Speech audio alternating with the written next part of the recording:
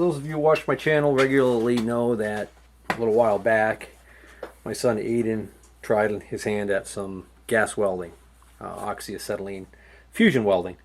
So now I want to show him a little bit about stick welding. The first thing I want to talk about is the electrodes that we use in stick welding. So this is what a typical electrode looks like, and it basically is two components. There is a deposition metal. This is the metal that you're going to add to the weld to join the pieces of metal together, right? But then, unlike MIG welding or TIG welding, you have this coating. And what this coating does is, as you're drawing the arc, this coating will melt into the weld pool, and it will actually form a coating on the cooling weld bead called slag. And what that does is that protects the weld bead from oxygen. It does the job of the shielding gas that is often used in MIG welding or TIG welding. Instead of having to have CO2 or argon or some gas that's actually creating a shield and keeping the oxygen away from that weld, it's an all-in-one process. One of the things that's great about that is if you are in an outdoor situation and it's windy, you can have trouble with the shielding gas on those other processes actually being displaced. Mm-hmm. And you can run into problems. You don't have that problem with this. The other thing that's great about this is you don't have to go toting a big old bottle of shielding gas out with you wherever you're going. This is used for a lot of different types of welds. A lot of structural welding is done with this process. The types of rod are classified and usually identified by a number on the rod. So sometimes you can't see the number, but this one you can actually see it. So this right here is a good sized box I have of 1/8 inch 7014 rods. Okay, these are really easy to learn with, I found. Okay, one of the problems when you're learning with stick welding is one of the problems you tend to run into is the rod will stick, it'll short circuit and get stuck to the metal, and so then you don't have an arc. You just have all that current just flowing through, and it doesn't melt, so you end up with a problem. It's stuck there. You have to wiggle it and break it off. Sticking is a pain in the butt. When I first started learning how to weld, I had an AC only welder. It was a Lincoln Tombstone, they call it. It's a Lincoln AC 225. It's like one of the most popular welders they probably made. It's like everybody and their cousin had one back in the day. If you went out to any farms, you'd find an old AC 225 tucked in the garage because it was an easy welder to just do down and dirty welds with. And with the proper setup and rods, you could weld rusty metal. Farmers don't like to take time to prep the metal. They tend to just want to be able to blow right through any rust or paint and just weld what they need to weld and get the thing back into operation. With the 225 that I had the wrong kind of rods, and I was having a very hard time with it sticking, and that was very discouraging to me. So I didn't like that at all. And then later on I found that when I purchased some, I went online, did a little research, figured out, oh, you know what, certain rods are easier to use than others, and certain rods should only be used on AC, certain ones should only be used on DC. Some are combination rods, can be used on both. When I started to learn a little bit more about it, then I was like, oh great, got a little bit better at it. Then I picked up an AC DC welder, and then I found out, oh, DC, with DC rods, it's a lot smoother arc, so I kind of like that. So I kind of, now, whenever possible, I try and weld DC and don't look back. The standard nomenclature for these rods is that the first 2 digits, or if it's a 5-digit number, the first 3 digits of the number denote the tensile strength of the weld, the minimum tensile strength of the weld in thousands of pounds per square inch. So 70 means 70,000 pounds per square inch. 60 means 60,000 pounds per square inch. And if this number was 100, if it was 10014, that would mean 100,000 pounds per square inch. So that's what those first numbers mean. The second to the last number, this number right here, this designates what position the rod is designed to be used for.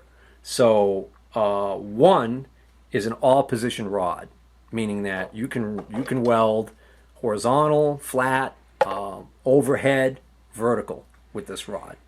So pretty much almost like an all-purpose type of, as far as positions go. 2 is for flat or horizontal. Flat would be, on a flat like this. Horizontal would be going across like that. Okay. And then I forgot what the other designations are, but all of this stuff you can look it up. You can find it online. It's all over Lincoln's website, all over Miller's website. It's all over the American Welding Society website. There's tons of stuff on it. You can get little booklets that'll look it up. You can look it up on that, no problem. The other thing is sometimes the box that it comes in will tell you. So look, tensile strength, 70,000 pounds. All right, gives you a range of 70,000 to 82,000, because remember I said the 70,000 is the minimum, right? Polarity, current, AC, DC, either polarity. So these can be used on AC or DC. So it's a pretty versatile rod. Okay, by the way, I should have mentioned, that's the last digit, 4. We would look up that last digit. That would tell us, it should be able to tell us what coating is used on here, and also what polarity, and if it's AC, DC, or combination. The other thing we need to know about this rod is, what amperage setting do we use on the machine for the rod? The amperage is denoted by diameter of the rod, not the thickness of the metal that you're welding. We want to know what amperage we want to run this rod at. There's a range, so you kind of want to, you can dial it in and fine tune it as you're welding. Okay, but where do you start for starting amperage? Easy way to do this is take the diameter of the rod. This is 1/8 inch rod. Okay, convert this to decimal. 1/8. We divide 1 by 8. If we plug that into a calculator, we're going to get 0.125. Okay, drop the point and you get 125 amps. So a good starting amperage setting for your welder for this rod is 125 amps. If we start at 125 amps, we can see how it acts and go from there. Says it right there. So that's the range. So they're telling you, because they use the same label for a whole bunch of different sizes. So they're saying, okay, 1/8 inch, they're saying 90 to 150 amps. So minimum amperage you can run this rod at, they're saying is 90, max is 150. What did I come up with for a calculation? 125. Isn't 125 kind of in the middle of 90 and 150? It's almost right smack in the middle, really. Okay, so it worked. So if you didn't have this label present, you could go, if I handed you a bunch of 60-10 rods and said, hey, here you go, here's a bunch of 1/8 inch 60-10s, what are you going to set the machine for if I don't tell you anything else? 1/8 inch rods, 1 divided by 8 is 0.125. Set it for what? 125. 125 amps. Go to town. As long as we're here, I'll just show you some other rods. These are 6011s. These are really common rods. Okay? There are certain rods that are used for certain applications, better for certain applications than others. And that's where, like your little pocket guidebooks or even just a quick reference online chart that you can Google and find like in minutes will tell you all of that stuff. There are also specialty rods. For instance, I've got these rods here that I bought. These rods, they're 1/8 inch rods, but they don't even have like the regular number nomenclature on them like these. It's not like a 4-digit or a 5-digit number. They're calling these a part number 52332. These are by US Forge. And these are specifically general purpose nickel-free cast iron electrode, excellent for repair of cast iron. I bought these specifically for repairing a cracked cast iron piece that I had on my lathe. And they actually work pretty well. And I'm not sure exactly what they're made out of, but interestingly enough, when they cool, the weld metal, the filler metal at these deposit actually looks almost like phosphorus, not phosphorus bronze, it almost looks like brazing metal. It's kind of weird. It looks almost like a gas fusion weld or braze. So I don't know what they're made out of, but that's just to give me an example of you know, different things that are out there. So now let's go look at my machine, which is the dinosaur, but still works perfectly fine. This is my Airco Model 3A/DDR. This is called a Healy Welder, they called it, all right? This was made by Miller, so it's badged Airco, but this is identical to a Miller, I forgot what the number is on the Miller, but there's actually a Miller that looks exactly like this, and the only difference is it's blue. And there are several variations of this. Some of them have different control setups, a little bit different in the front here. But this is a 300 amp arc welder. I can't run it at its full rated amperage, not that I ever would need to, because I don't have it on a large enough breaker. This needs like a 120 amp breaker to have enough current to go into it to have it make 300 amps welding. I mainly use this for TIG welding, but I got rid of my AC/DC small stick welder, and so if I want to stick weld something, I have to basically set this up for stick welding. So I can change this back and forth from TIG to stick. You can also, believe it or not, you can buy a wire feeder, and you can actually use this for MIG welding too. But I have a dedicated MIG welder, so I don't need that. This thing, I don't know if you can tell, but this weighs over 800 pounds. This is a transformer style welder. Modern welders use what are called IGBTs, which stands for insulated gate bipolar transistor. Who cares? All you need to know is they use solid state electronics to get the same kind of crazy amperage that you can get out of a big transformer welder that weighs a lot more. So they're able, with the advance in technology, they're able to now make welders that can put a ton of amperage out for you and not weigh a ton, which is great. The drawback to those is the IGBTs can fail, and if they fail, they're very expensive to repair. Oftentimes, the welder is junk if those fail. This, being a transformer welder, this can take a whole lot more abuse and survive. This thing is probably from the late 1960s or early 70s. It might be that old, and this thing still works fine. A lot of guys will tell you that it's harder to learn and weld with an old machine like this than a modern one. But a lot of other people will also tell you that if you can learn to weld with one of these, that you can weld it with anything. I don't know if that's true or not. I'm not an expert on that. Down here we've got our connections. Essentially, it's pretty straightforward. This is work, and this is the electrode. This is for the TIG welding. This is your gas solenoid. All right, so we're not going to worry about that. This is the high frequency start circuit. This generates high frequency to help start TIG welding. You don't use this also for arc welding. This is a setting right here that, you see it says tungsten inert gas. Mm-hmm. That's TIG welding. Put this copper strap between here and here for tungsten welding. And for arc welding, we want it between here and here for, it says metal arc. Up here on the face of the welder, we've got power switch. We've got high frequency start. This switch determines whether or not the high frequency is off, which is what we want for arc welding, on all the time, which is what we want for AC TIG welding of aluminum, or start, which means that if we put it in this position, what happens is when you go to first initiate the arc with the tungsten, the high frequency will start the arc, but once the arc is established, the high frequency will shut off. But we want off. You don't want to use high frequency. This lever right here is the range control. There are different taps on the transformer that you have to make an electrical connection to get the different current ratings. So that's what this does.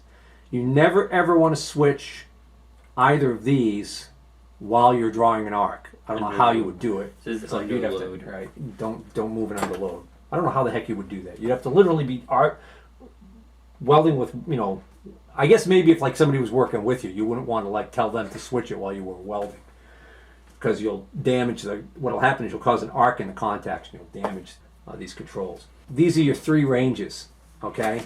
Notice that there's black, a box in black, and there's a box in orange, okay? Yeah, it's AC. Up here, this switch determines whether you have AC or DC, but there's two versions of DC. There's what we call straight polarity, which is what the majority of the time you're going to use for arc welding, is straight polarity, or reverse polarity. What reverse polarity does is reverse polarity essentially acts as if you just took these two connections, undid them, and switched them.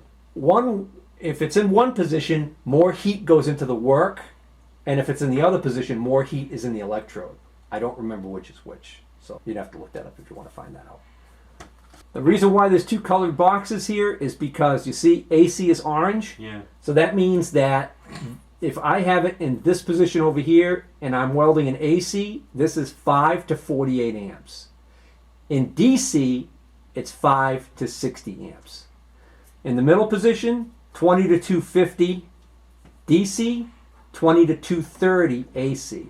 And in this max position, it's 230 to 460 DC, and it's 190 to 433 or 435 or something. I don't know. I can't quite say AC. Right. Okay. So this is your range control. So the low range is down here. That's going to be mostly for TIG welding because we use the lower current. Most of the stuff that I do is going to be right here in this middle. Okay. And it's going to be straight polarity. So we've already got the polarity set. All right. Up here, this is your current range control. Okay. These numbers do not mean amps.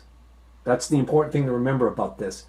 It goes from 0 to 100. This does not mean 100 amps. Because don't forget, look, we've got a range control down here. Okay? The best way to think of these numbers is, think of them as percentage. So if I have this set at 50%,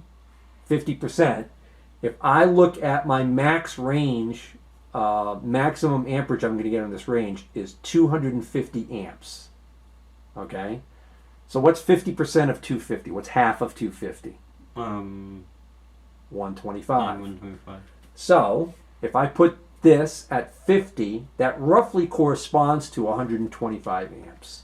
For 1/8 inch diameter rods, that's where we want to start. Notice I have it up here. I even got a pencil mark over here. Okay? I didn't even put that pencil mark there. Somebody else did. Somebody who owned this way before I did. Just from playing around with it, figured out that, oh, on this machine, those 1/8 inch rods, a lot of them, they tend to run a little bit better right around here. You see this thing right here? It's a start adjustment. What this does is this allows, when you first strike the arc, it allows the current to go above this range, kind of like an inrush of current. It helps establish the arc. Okay? On some machines, they call this I think they call this a dig control. And so different manufacturers might have different names for it. But basically, this is just here to help you start the arc or initiate the arc without that sticking problem. All right. So I keep this at max because I think that's what I read in the owner's manual, that it actually said you should have this at max when you're arc welding. Okay. Over here on this side, we have this cable that's actually two cables in one. It's two controls in one. This goes to my big foot pedal. Okay. Foot pedal is for TIG welding. Only for TIG welding. We don't use a foot pedal. The foot pedal does two things. The foot pedal turns on the arc or closes the contactor and gets you ready to weld. And the other thing it does is the foot pedal, if you vary it, just like an accelerated pedal, the further down you push it, the more flow, the more amperage you get. All right. So with TIG welding, we want to be able to control that more. With arc welding, we rely on this. So if you look up here, remote amperage control is what this is for. This is the foot pedal moving it up and down. If I have it in this position, my foot pedal helps control this. If I put it in standard position, this has no effect. I can unplug this. It's like it's not even there, and I'm relying on this setting alone. That's what we want for arc welding. Contactor control, standard and remote. If we put it in remote, I can't strike an arc until I press that pedal down and I activate the switch in the pedal. When you first push the pedal down, there's a click. That's that switch. Okay? So if I have this in remote and I don't have the pedal pushed, you can touch that electrode and nothing will happen. You can touch it to metal and nothing will happen. If I push the pedal down a little bit, the contactor down here will close and it will send the power, and then I can start an arc. With arc welding, we keep this in standard. We don't use the foot pedal at all. Okay? Sometimes I will use this when I'm arc welding, because the arc welder's down here and I run my cables up and out so I can arc weld outside. And sometimes I'll put the pedal at the top of the stairs so that if I want, I can shut off the contactor so that I could put the stinger down anywhere and I don't have to worry about it. Most welders, you're going to use it in standard. So that means when it's in standard, that means as soon as I flip this power switch, that stinger is live. So you want to make damn sure you know where it is. All right? You don't want it laying on a metal table along with the ground lead, because you're going to get a nasty surprise. All right? That's basically it. That's all we need to know about this. Now, we'll just put some safety gear on and we can start welding. So, unlike TIG welding, arc welding, you tend to get a lot more sputtering, spattering, and little things flying. And little balls of molten slag, things like that. You're going to be real careful. If you're welding and your feet are right below you, you want to have good thick leather boots on or something like that. I'm just wearing these lousy sneakers, right? Same. Okay, yeah, same with you. So we're not going to do anything where we're going to run the risk of it falling down, and because it'll melt right through the top of your shoe and burn you. Okay, same thing with your pants. Okay, so I have this leather apron, and this leather apron hangs down and it kind of covers most of my upper thigh in that. So anything that lands on here is not going to burn me. All right, so that's all fine and dandy. Good heavy gloves, right? Same thing. Good heavy gloves to protect you. Now, if I put these gloves on, you can see they give me quite a bit of protection, right? Yeah, but those are So, thick. and of course, you're going to wear your helmet. That's going to protect your eyes because the high intensity light from the arc is going to hurt your eyes, right? Okay. It's really hot out and humid, right? I really don't like having to sweat bullets and everything like that. Can I weld like this? No. If I'm wearing my helmet, can I weld like this? I don't think so. Okay, but I bet you don't know why. What do you think is the danger to me welding the way I'm dressed right now? You need something covering your shirt. Up here? Yeah. All right, that's part of it. My arms are bare though, right? Yeah. What's the danger there? You can get something on it. Like what? Then molten lava. Something molten lava, right? The volcano will explode on you. The angry volcano god. No, you know what the sinister thing about arc welding that a lot of people don't realize, and they learn the hard way, is the light from arc welding is a high intensity ultraviolet light, like the sun. High intensity ultraviolet light. What happens if you go out in the sun without protection too long? You burn. You get a sunburn. Okay?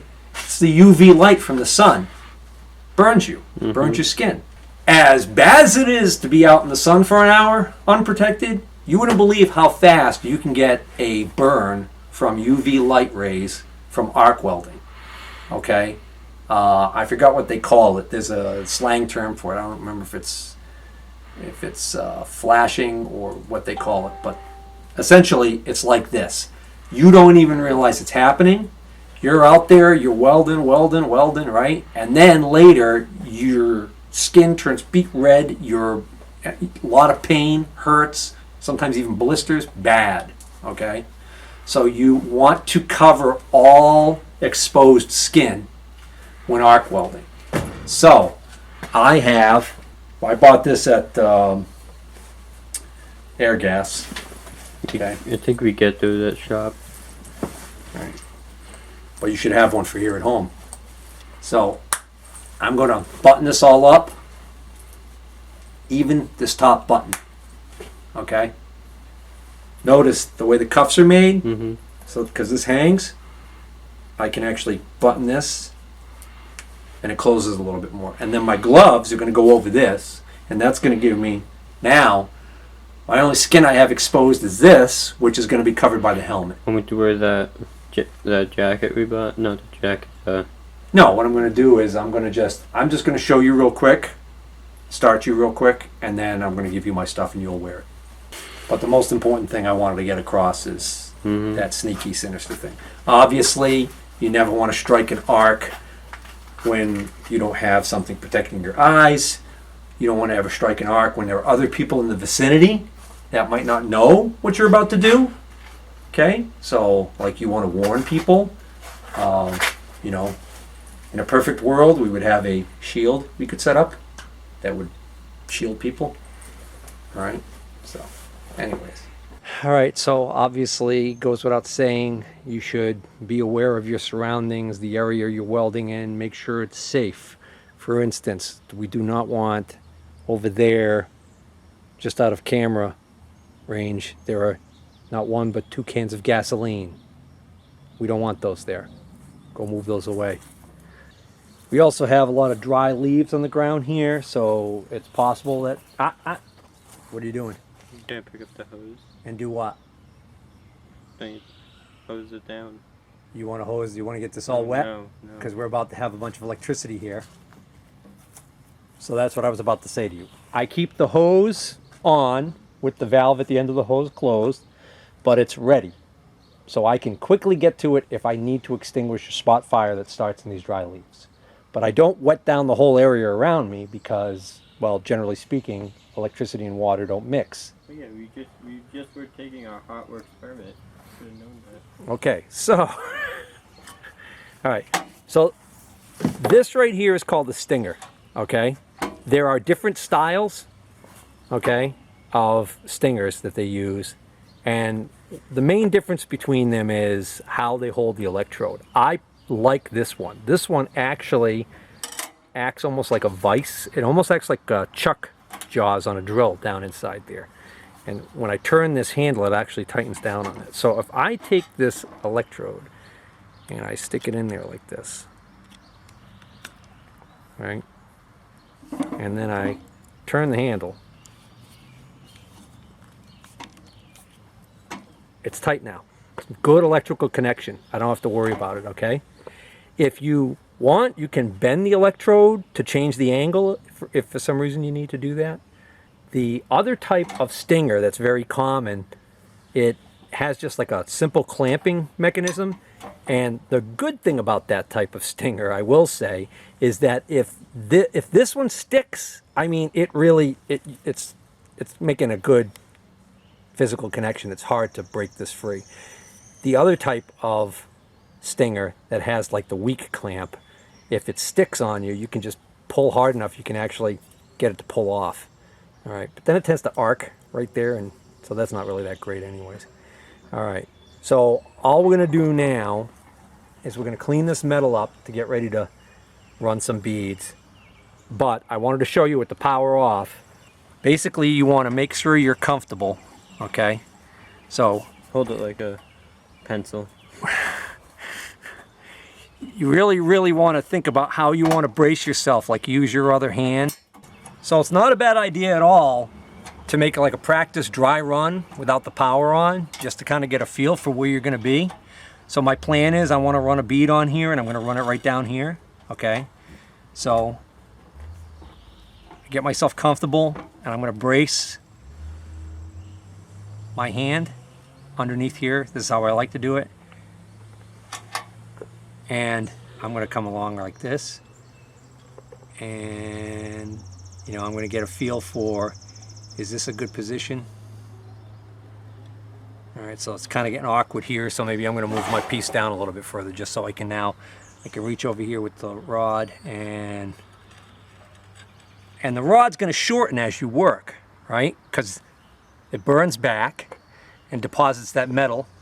To start the arc, scratch it like a match, okay? Like this.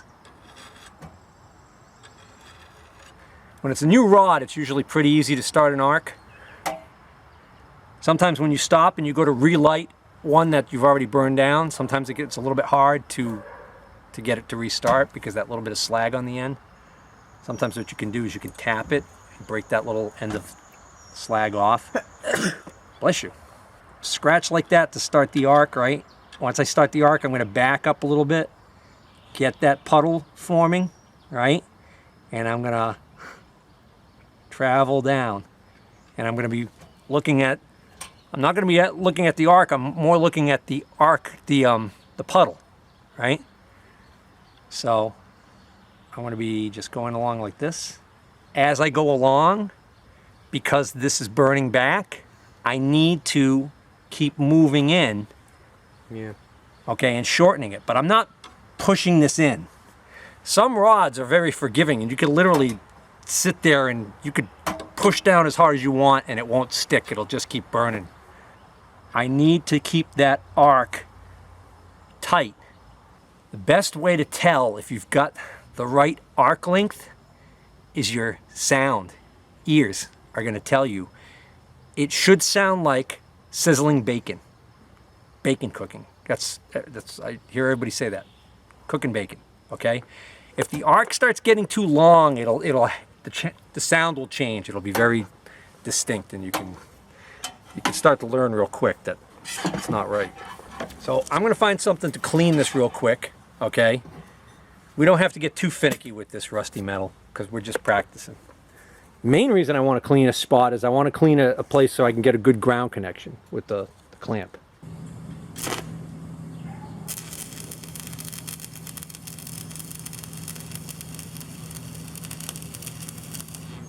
I think the setting 12 is way too much.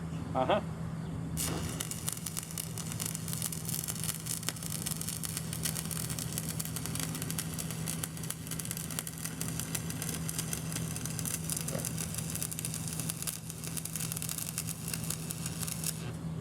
Oh.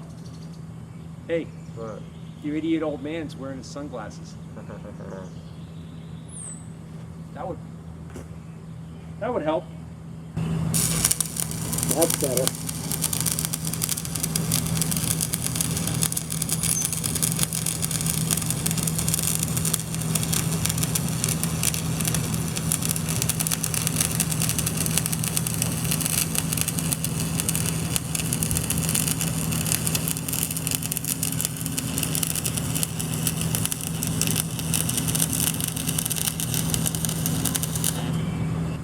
Did you hear the hot tub when you did that? No. It made a big whining noise. I don't think so. It did. Alright, so this black stuff is that coating of slag that I was talking about. Yeah. See over here, this is where I was completely out of control and I Messed up. messed up, yeah. Kind of went off the rails there. The other thing I like about this rod is see how it just flakes off? Yeah. You're not going to sit there picking and banging at it, messing up your weld bead and putting all little puck marks in it. That actually does not look that bad, if I say so myself, considering I am just a hack. All right? Mm-hmm. So, ready to give it a try? I'll try. All right, let's get you all suited up.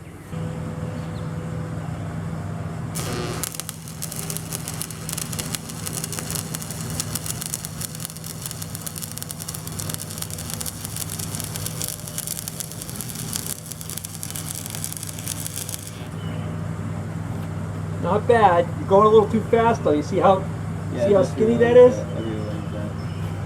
Are you having trouble seeing? No. You like that setting? Yeah. All right.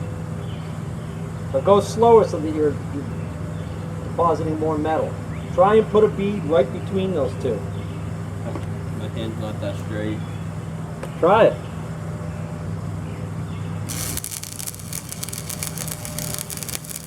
Slow down, slow down. That's better.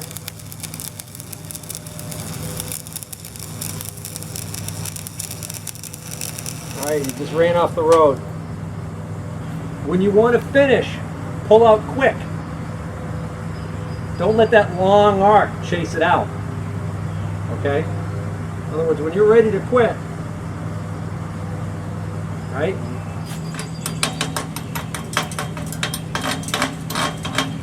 I tell you what, that's not that bad.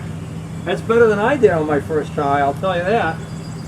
Let's weld these things, the bolts. Whatever you want. See if you can run a bead right between these two beads. With this You want a new one? I'll finish this one. No, that's alright. What happens if I touch this and put it there? What? What would happen if I touch this and touch that at the same time? What do you mean? Like, would it, like, jump through me? You're wearing those thick gloves, so probably not. What if you didn't? Would it hurt you? It's not high voltage, it's actually very high current, low voltage, okay? So that's why you have to short it out to get it to actually establish an arc. If it was high voltage, you would be able to get, kind of like when we were playing with the microwave oven transformer, Yeah. you only have to get near it and the arc will jump. This is short circuit welding. You have to actually make contact before current flow is established. Yeah. Once the arc is established, then you don't have to be in direct contact. You get that little arc gap. All right, see if you can go right down the middle right there and see if you can come all the way down here. There we go. What do you call that? It's this helmet. What's the matter?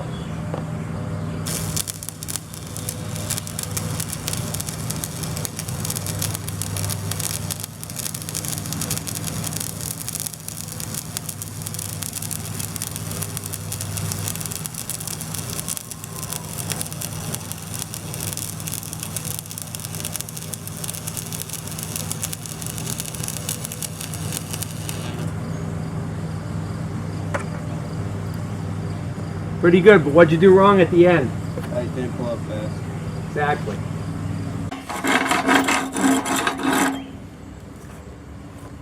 Alright, so that one there, not too good. The one before it though, right there, that one came up pretty good. Why is this one like, that color? One that you did. Well, what's happening now is this is heating up a lot. Mm-hmm. If you want, go ahead and run some beads on this side.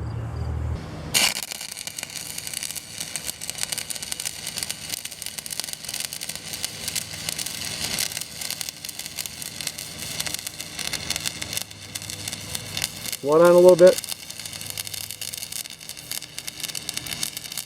That's good. Now remember, when you're going to stop, you're going to pull out quick. Better. That was a better end too.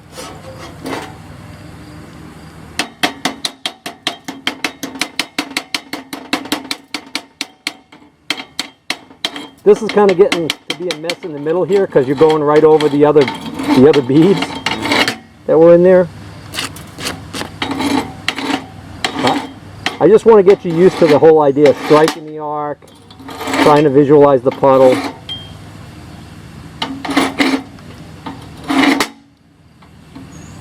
Try and run one Okay. right down here.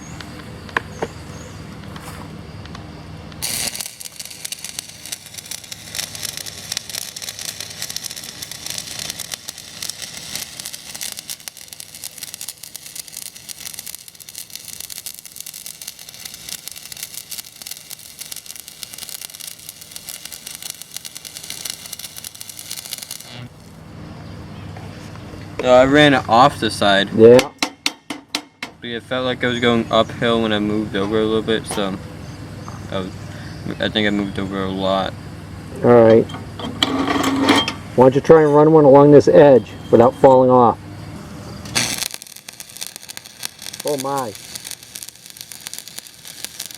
There you go.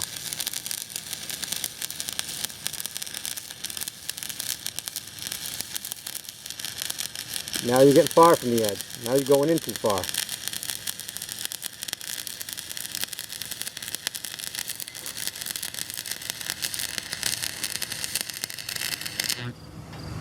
So you started off going off the edge here. Right there you were falling off. Then you straightened out. Then you started going in a little too far. You see the edge is exposed? Yeah. And then right here, you're doing really good.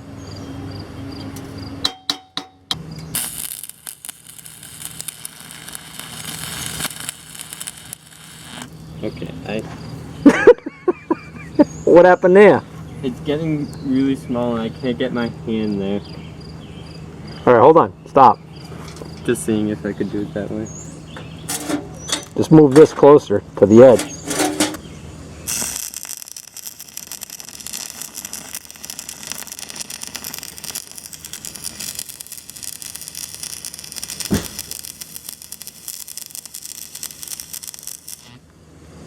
You look like you're trying to write your name.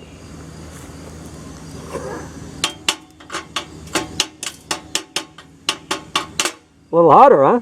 Yeah. Hmm. I think there's not that much stuff left on this one. Yep. I'm pointing it away. Yep. All right. Well, we're getting ready to quit, and that's the last one he just did, and it's looking a lot better already.